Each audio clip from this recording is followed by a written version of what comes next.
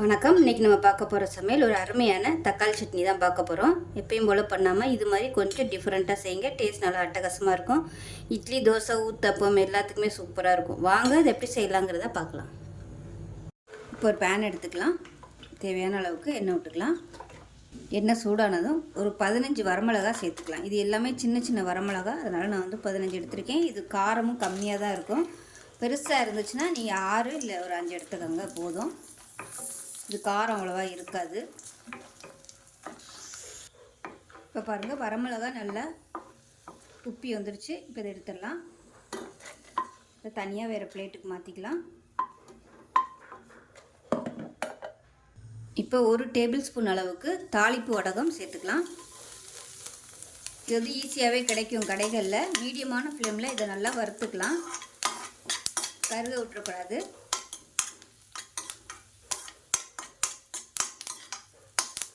இப்போ இது எல்லாமே நல்லா பொரிஞ்சிருச்சு. இதையும் வேறு பிளேட்டுக்கு மாற்றிக்கலாம்.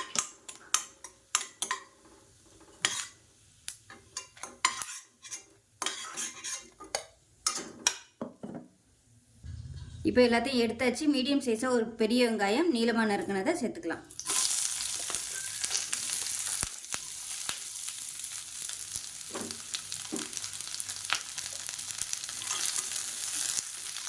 இப்போ இதில் ஒரு 6 பல் பூண்டு சேர்த்துக்கலாம்.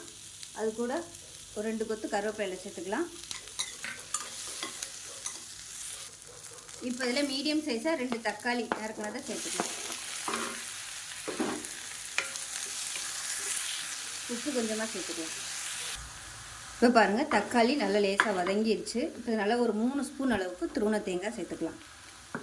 இப்போ இதையும் சேர்த்து நல்லா வதக்கிட்டு, தேங்காய் வந்து ஆப்ஷனல் தான். சேர்த்திங்கன்னா டேஸ்ட் நல்லாயிருக்கும். சேர்க்கலைன்னா அது ஒரு டேஸ்ட்டில் இருக்கும். அவ்வளோதான். இப்போ கேஸ் அமர்த்திடலாம். இப்போ நம்ம ஃபஸ்ட்டு பொடிச்ச வரமிளகாயும் இந்த கருவடகமும் மிக்சியில் போட்டு வச்சுருக்கேன். இப்போ தனியாக பொடிச்சிட்டு வந்துடலாம்.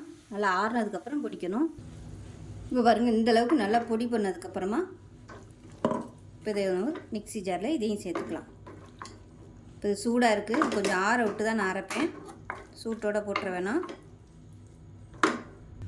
இப்போ அதை நல்லா நைஸாக அரைச்சிட்டு பார்க்கலாம். இப்போ பாருங்கள், சட்னி நல்லா அரைச்சிட்டு வந்தாச்சு. இதுக்கு வந்து தாளிக்கணும்னு அவசியம் இல்லை, அப்படியே சாப்பிட்லாம்.